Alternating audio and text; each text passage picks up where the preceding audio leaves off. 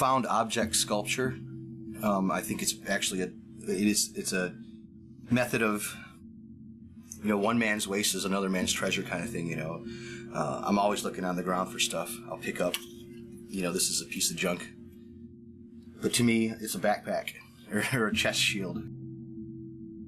And then, you put all these found objects together, and you make something that's really cool. I mean, that I think is cool. I paint a lot of things out of my mind. Just maybe I'll draw a line and something will come to mind over it. It'll develop into something kind of like a found object thing. It's it all kind of blends together. I like painting fine details, dots, pixelating things.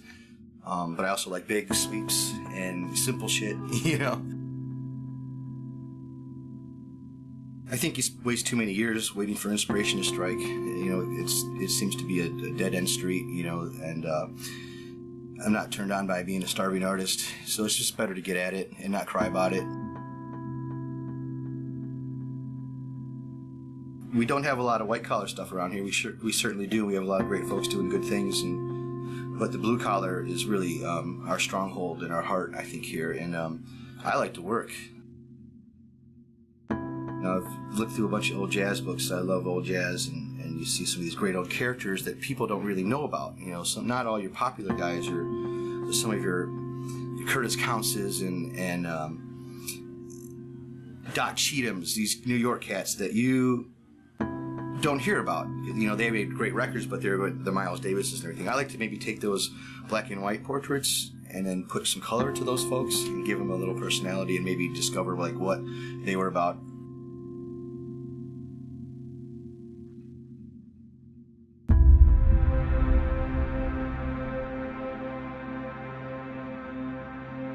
There was a line from some comedian that I read that said, always be a kid at heart, be a 12-year-old at heart, but when you need to be a man, be a man. And I've kind of always felt that was how I operate life.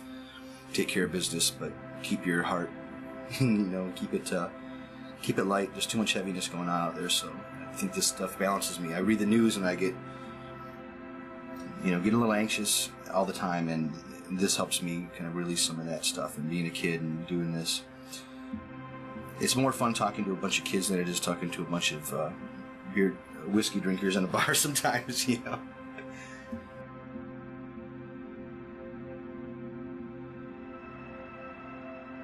I think artists tend to maybe feel things or see things a little deeper. I'm not trying to say that nobody else does, but I think part of our job is to look at things a little closer maybe and to feel, and then that way it comes out in a product. And I certainly don't need any more.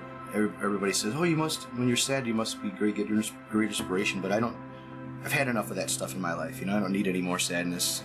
I don't need. I mean, it's going to come. Things will happen, but I don't need it. I have plenty of resources to pull from, so I don't need there to be a bomb dropped somewhere to get inspiration. It's not like I'm sitting around writing political songs all day anyway.